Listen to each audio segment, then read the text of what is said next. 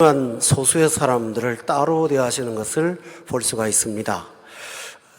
주님을 따르는 많은 무리들을 앞에 놓고 예수님께서 소수의 몇 사람에게 그들을 떠나서 건너편으로 가라고 명령을 하셨습니다.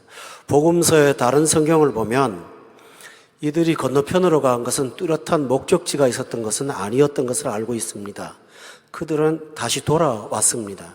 따라서 본문을 보면 예수님께서는 무리와 이 소수의 사람을 분리하고 계신다는 사실을 금방 알 수가 있습니다. 그 사람들을 일컬어서 제자라고 표현을 합니다. 예수님께서는 비유를 말씀하셨을 때에도 소수의 제자들이 있을 때에는 따로 그 말씀을 해석하심으로 특별한 제자 교육을 하셨고 예수님의 사역 마지막까지 이 제자와의 동행은 하루도 떠난 적이 없습니다. 그런데 8장에 보면 이 제자들의 특징은 이 무리와는 좀 다른 점이 하나 있습니다. 무리는 질병이 있거나 인생에 어떤 곤고한 문제가 있는데 해결하지 못하고 고통받다가 예수님이 능력자라는 소문을 듣고 찾아온 시급한 문제를 갖고 온 사람들이 대부분입니다. 그런데 예수님의 제자들 가운데는 질병으로 예수님을 만난 경우는 소개되지 않고 있습니다. 이들은 순전한 동기로 예수님을 따랐습니다. 오늘 많은 기독교인들 가운데 어떤 분들은 생의 위기 때문에 예수님을 만나는 사람들도 있습니다. 그렇지만 대부분의 경우에는 내면의 세계에 하나님의 이끄심을 동기로 해서 주께로 나온 순전한 동기로 나오신 분들이 대부분이고 아마 이 자리에 앉아 계신 여러분들도 그 경우에 해당이 된다고 생각을 합니다. 또 하나 중요한 사실은 오늘 본문에 보면 한 서기관이 예수님을 따르겠다고 자원한 것입니다.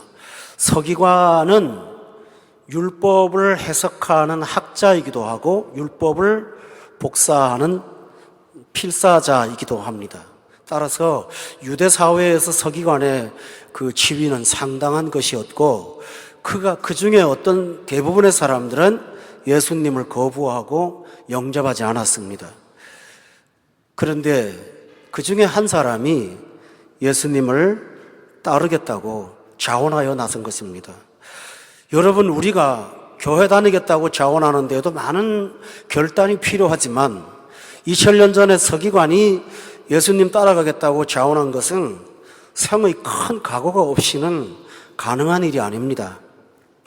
유대 사회는 유대교라는 종교를 제외하고는 그 사회를 설명할 수가 없는 곳에서 그 종교의 어떤 역할을 감당한 한 사람이 예수님을 따라가겠다고 한 것은 기존의 모든 기득권을 버리겠다고 하는 결단이 포함되어 있는 것입니다. 오늘 많은 신자들 가운데 이렇게 좋은 분들이 있습니다. 교회에 무슨 이득을 얻으려고 나오신 것이 아니고 교회에 가면 불보듯이 뻔한 어려움과 난제들이 시작이 될 것을 다 알고 있음에도 불구하고 주님을 기꺼이 선택하고 따라오는 많은 신자들, 이렇게 아름답고 순수한 동기로 주님을 따라오는 사람들이 굉장히 많이 있습니다. 우리 교회 가운데도 마찬가지입니다. 여러분이 불신자로 여기 계시다가 교회 다니겠다고 선포하고 교회를 가시면 기존에 사귀었던 인간관계, 또 집안의 불신자들과의 가치관의 갈등 필연적으로 따라옵니다. 지혜로우신 여러분은 그 계산을 하지 않고 오는 분들은 없습니다. 그럼에도 불구하고 이 자리에 앉아서 하나님 앞에 나와 예수의 제자가 된 것은 여러분이 참 아름다운 동기로 주님 앞에 나왔다는 사실을 부정할 수가 없습니다. 또 하나 중요한 사실은 본문과 정황의 관계가 있습니다. 한 서기관이 예수님을 따르겠다고 할 때는 예수님께서 열광하는 무리들에 영합하지 않고 소수의 몇 사람을 가지고 이 무리의 열광 속에서 빠져나오려고 하는 그 모습을 보이신 다음이라는 사실입니다.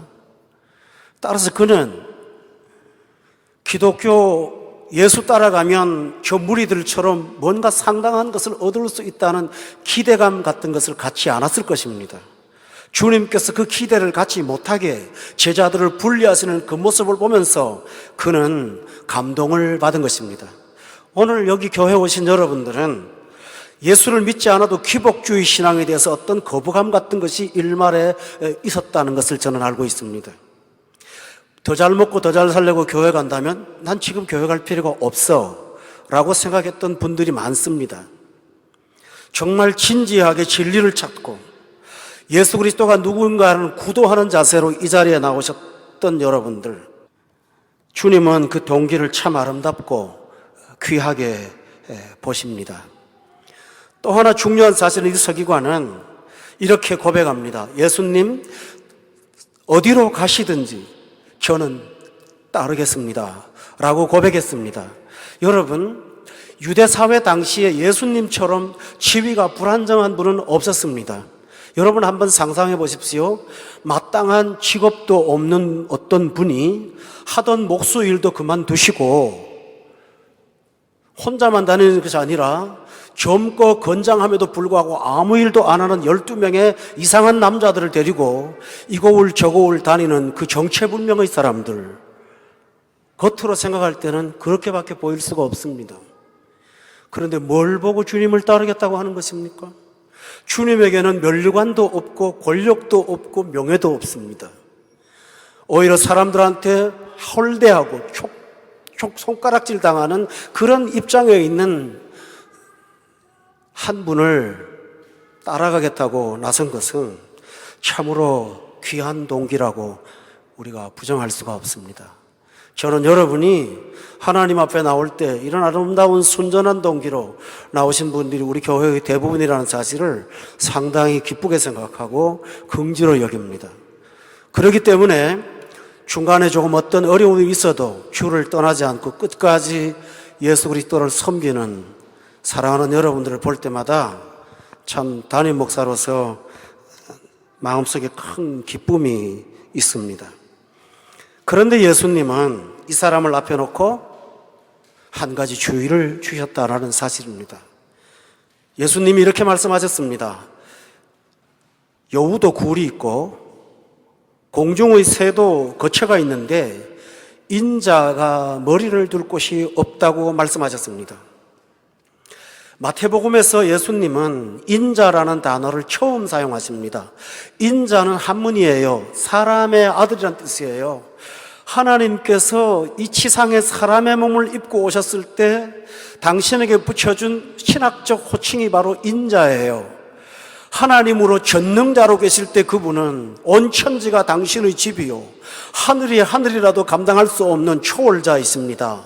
그런데 사람의 몸을 입고 이 땅에 오셨을 때는 4km도 나가지 않는 조그만 몸물 하나 누일 수 없는, 자리조차도 없었던, 머리 둘 곳이 없었던 인자로 이 땅에 오셨었고, 그 서기관에게 예수님은 나는 바로 그러한 사람이라고 말씀을 하셨습니다. 이 말씀의 배후에는 나를 따르려면 이미 각오했음에도 불구하고 대가를 계산하지 않으면 안 된다라고 주님께서 말씀을 하신 것입니다.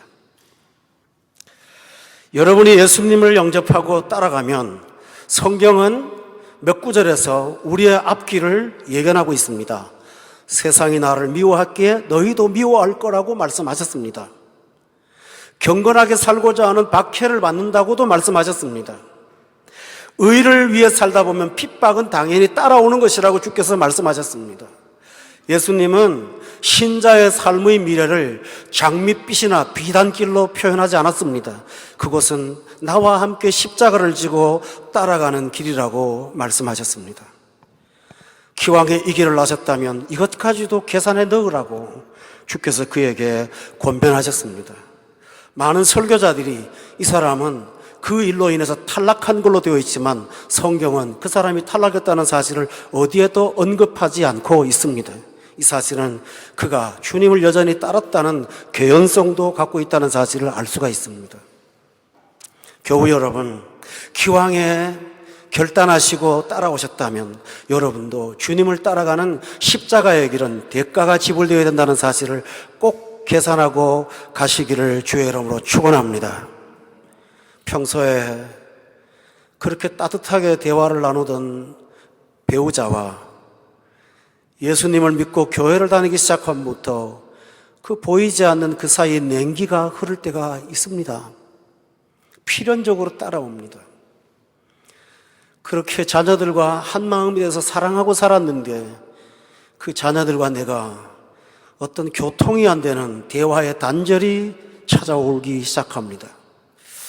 평소에 즐겁게 지냈던 친구들과 같은 자리에 앉아서 오락을 즐기려고 하니 내 마음이 따라가질 않고 이전에 즐겁던 것, 이제는 값없다라는 찬송가처럼 내가 시무룩하게 앉아 있어서 요즘 젊은 아이들 말로 분위기를 깨는 사람이 되고 말았습니다. 제사상 앞에서 전에는 충성을 다했던 그 집 종갓집 며느리였음에도 불구하고 이제는 그 앞에 가면 내가 영광 돌려야 될 대상은 유일하게 하나님이라는 사실 때문에 주저하기 시작하고 그 얼굴에 주저함의 표정을 보이는 순간 식구들은 냉담해지기 시작하지 않습니까? 여러분, 계산이 되십니까?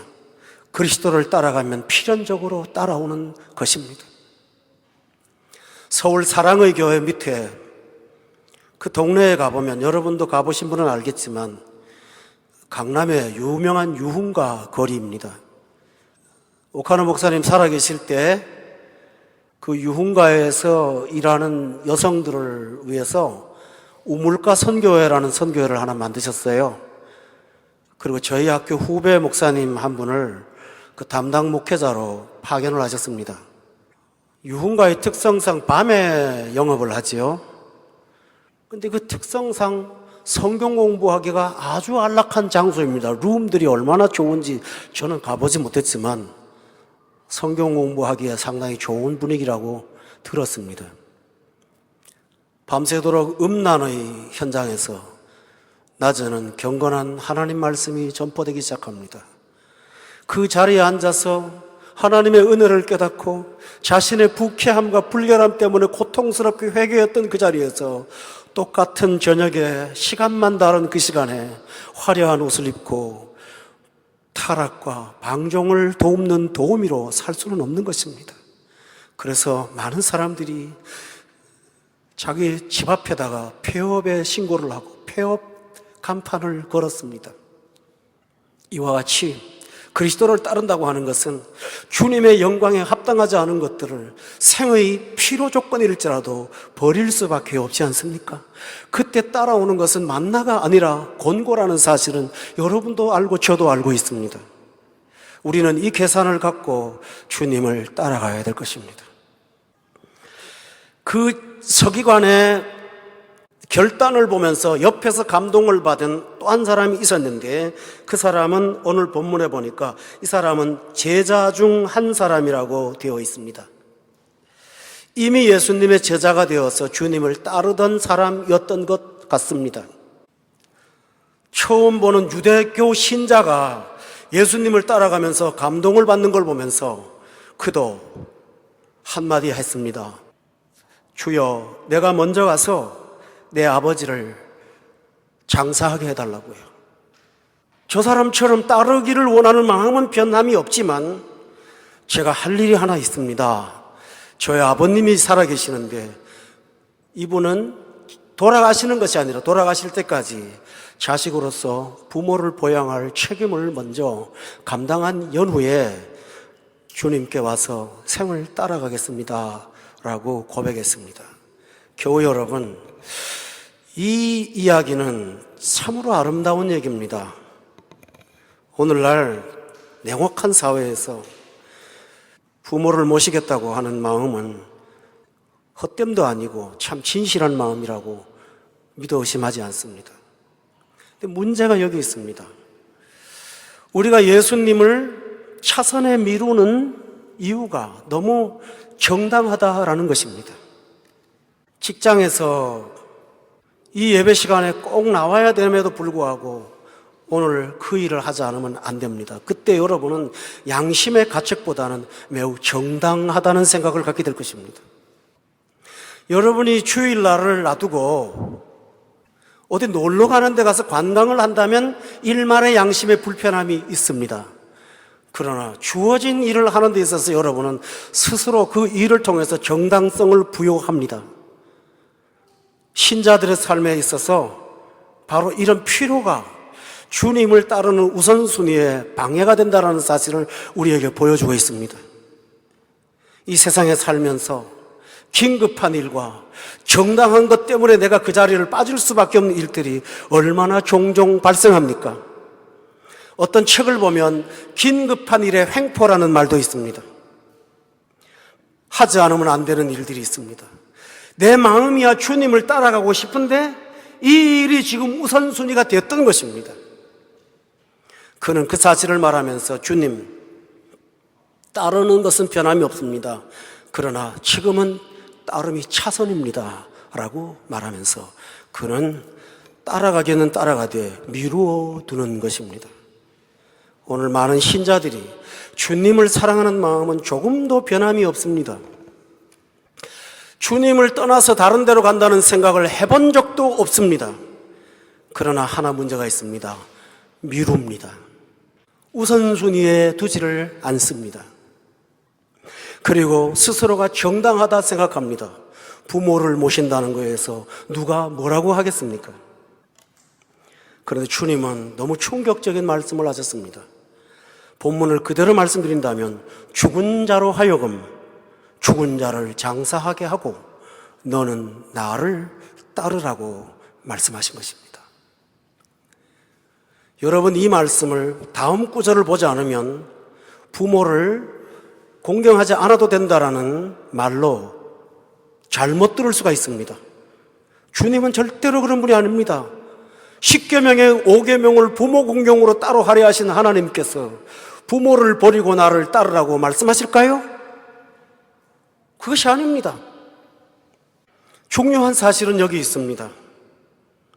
여러분, 성경의 이 구절을 이해하신다면 금방 아실 게 하나 있습니다. 바울 사도는 디모데에게 편지하기를 주의 군사로 모집된 자에게는 자기 생활에 얽매이지 않게 하신다고 하신 말씀이 있습니다. 바로 이것입니다.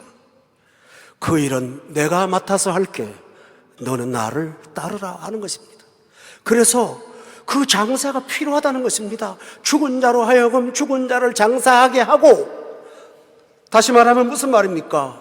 네가 우선순위로 나를 정하면, 먼저 그 나라와 그 의를 구하면 너의 할 것을 내가 대신하여 주시겠다고 하시는 약속이 깃들어져 있는 것입니다.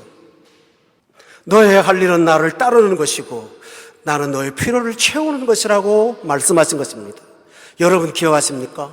아브라함이 육신적인 생각으로 사라와 의논해서 자식을 낳지 못하자 이스마엘이라는 아들을 하갈을 통해서 낳았습니다. 그런데 육신적으로 낳은 자식은 얻을 수 있지만 평화를 얻을 수는 없습니다. 집안의 갈등의 요소로 끊임없이 사라와의 투쟁이 시작됐습니다. 견디다 못한 하갈이 만삭이 된 상태에서 도망을 나갔을 때 하나님께서 천사를 통해서 하갈아, 지금은 갈 때가 아니야. 너희 주인한테 돌아가라고 말씀하셨습니다. 지금은 보호를 받아야 돼 라고 말씀하셨습니다. 그런데 이삭이 태어났습니다. 이스마엘이 이삭을 가지고 희롱을 하고 장난을 치는 걸 보면서 사라가 분노가 폭발했습니다. 그래서 집안에 큰 싸움이 일어났습니다. 그때 하나님은 아브라함한테 명령하십니다. 이스마엘과 하갈을 떠나보내라고요. 근데 아브라함은 성품이 좋은 사람이에요. 아무리 내가 죄악의 씨앗이지만 저 두 모자를 광야에다 던져버리고 살든지 죽든지 마음대로 하라고 할 수가 없는 것입니다. 그는 마음에 고민했습니다.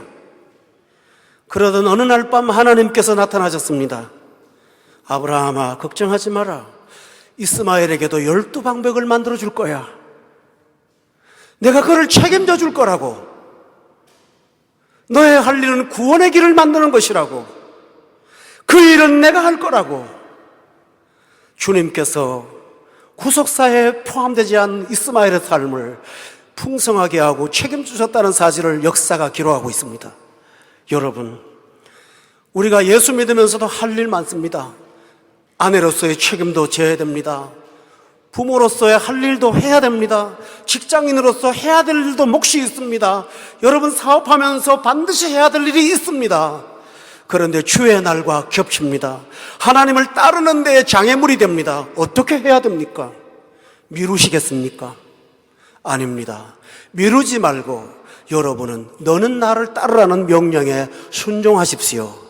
그리하면 하나님은 어떤 사람들을 통해서 우리가 할 일을 대신하도록 이끌어 주실 줄로 믿습니다. 사랑하는 교우 여러분, 진짜 부모를 공경하고 효도하는 것은 주님의 말씀에 복종하는 것입니다. 그리할 때 여러분보다 100배, 1000배 더 하시는 하나님의 돌보심이 있다는 사실을 여러분은 경험하게 될 줄로 믿습니다. 이것이 주의 길입니다. 믿음이 필요합니다. 믿고 던져보세요. 믿고 맡겨보세요. 해야 될 일이 산적해 있음에도 불구하고 하나님 앞에 나아가야 되는 그 시간을 여러분이 먼저 정해보세요. 가보시면 생활 현장에서 하나님이 하신 일들을 여러분은 맛보게 될 줄로 믿습니다.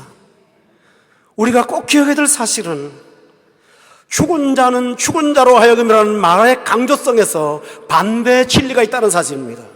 너는 살 자로 살리는 일을 하는 거라고요. 지금 너는 사람 살리는 일을 하는 거라고요. 죽은 자로 하여금 죽은 자를 맡기는 것이 아니라 산 자를 통해서 살리는 일을 하는 거라고요. 여러분 기억하십니까? 베드로는 물고기 잡는 어부였습니다. 식구들을 복양하기 위해서 갈릴리 바다에 밤마다 나가서 그물을 던져야 했던 피곤한 인생을 살았습니다. 그가 예수님의 명령을 받고 따를 때에도 여전히 가족들을 부양할 책임도 있었습니다. 그러나 그는 자석에 끌리듯이 주님의 명령을 복종하여 따랐습니다. 그런데 오늘 우리는 이 본문 바로 전에 특별한 본문이 있는 것을 발견합니다. 누가 나오냐 하면 베드로의 병든 장모가 나옵니다.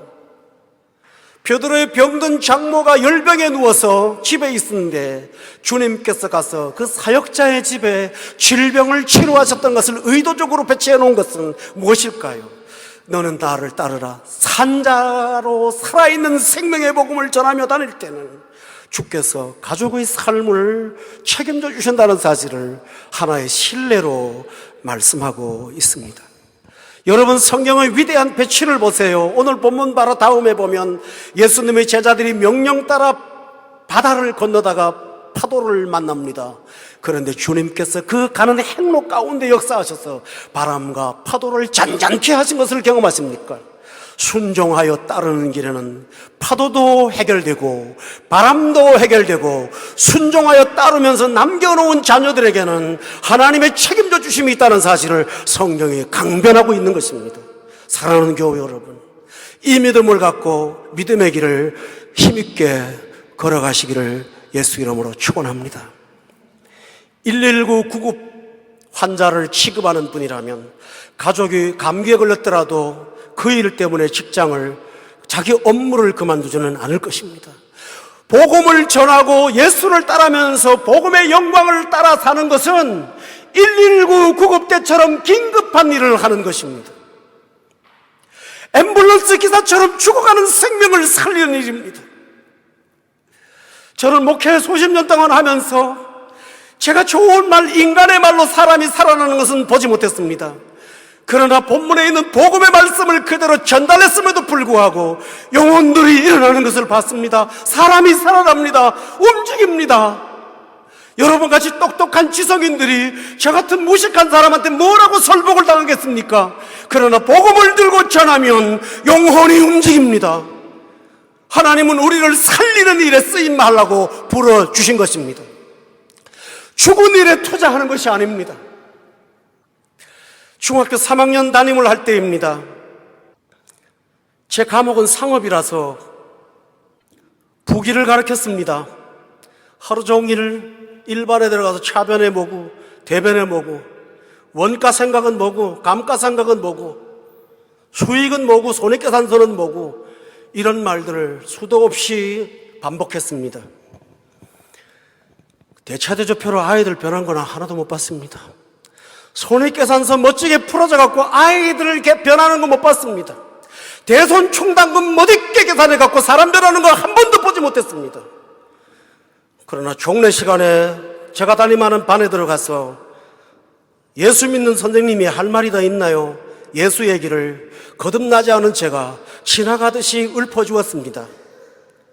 그리고 졸업할 때 생활기록부를 다시 조사하는데 처음 조사했을 때 기독교인 2명이었던 반이 나중에는 2명을 빼고 모두가 다 기독교인이 되어 있었습니다. 저는 그때 놀랐습니다. 제 자신은 거듭난 사람이 분명히 아니었습니다. 나는 모태신앙이로 문화적인 기독교인이었을 뿐이지 정말 복음이 뭔지를 아직도 제대로 체득하지 못한 상태에서 입으로 말만 했는데 아이들이 살아났습니다. 그때 제 마음속에는 불붙은 가슴이 있었습니다. 그래, 이거야. 그런데 하나님께서 모든 사람이 원한다고 이 길을 걷게 하십니까? 이렇게 말합니다. 너는 나를 따르라고요. 너만은 나를 따르라고요. 오늘 집안에서 많은 좋은 분들이 있음에도 불구하고 여러분들을 하나님이 따로 부르시는 것은 뭘까요? 너는 나를 따르라고. 그 배후에는 여러분의 부모님을 책임져 주시는 하나님의 보호하심과 우리의 삶을 넉넉히 해결하시는 하나님의 능력의 팔이 여러분과 함께 하실 줄로 믿으십니까? 먼저 그 나라와 그 의를 구하십시오. 그리하면 이 모든 것을 더하시는 것을 생활의 간증거리로 가지게 될 줄로 믿습니다.